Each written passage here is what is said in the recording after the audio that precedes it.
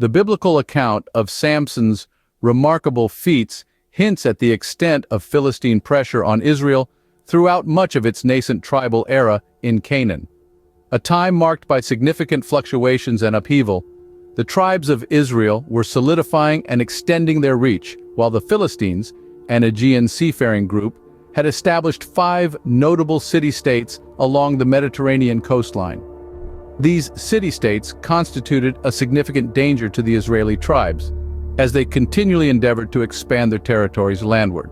Amidst this turbulent time, the biblical account introduces Samson, an extraordinarily robust hero, born to counteract Philistine oppression. However, the text does not deliver an exhaustive biography of Samson. Instead, it offers a selection of episodic narratives providing insight into his life and deeds.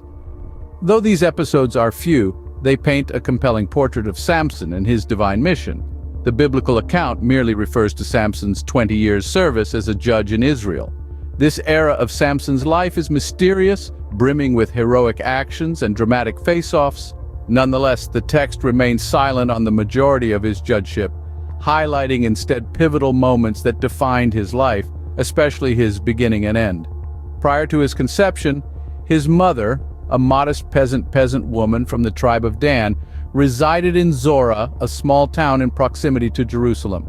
Zorah, nestled in the hilly landscape, was an often overlooked locale, not quite pivotal enough to be a power center, but noteworthy enough to warrant mention in the holy texts.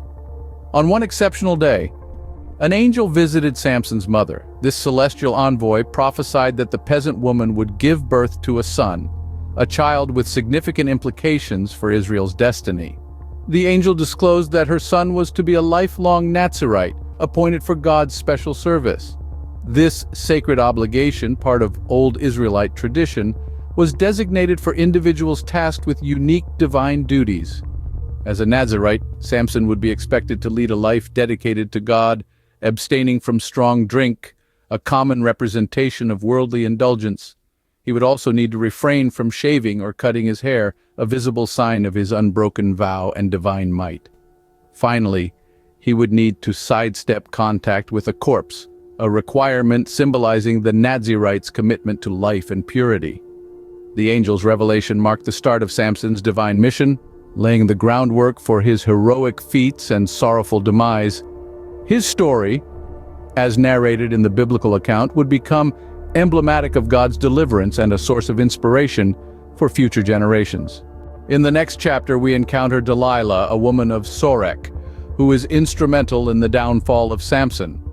Her name has become a symbol of treachery, as she is recognized for depriving Samson of his divine strength by cutting his hair. As a Philistine, not an Israelite, she resides in the Sorek Valley, a place famous for its lush vineyards. Aware of Samson's fondness for Delilah, the Philistine lords persuade her with a substantial sum of silver to uncover the secret behind Samson's remarkable strength. Intrigued by the promise of wealth and potentially driven by allegiance to her people, she accepts. Despite Samson's deceptive responses to her initial inquiries, Delilah persists, employing her charm and persuasion to gain his trust. After 3 failed attempts, she finally uncovers the truth about his Nazirite vow and his unshorn hair as the source of his power. She seizes this knowledge, and once Samson falls asleep, she calls a man to shear his hair. Rendered as weak as any other man without his hair, Samson is handed over to the Philistines by Delilah, marking his capture and downfall. Delilah's role in the narrative has spurred extensive commentary across religious traditions.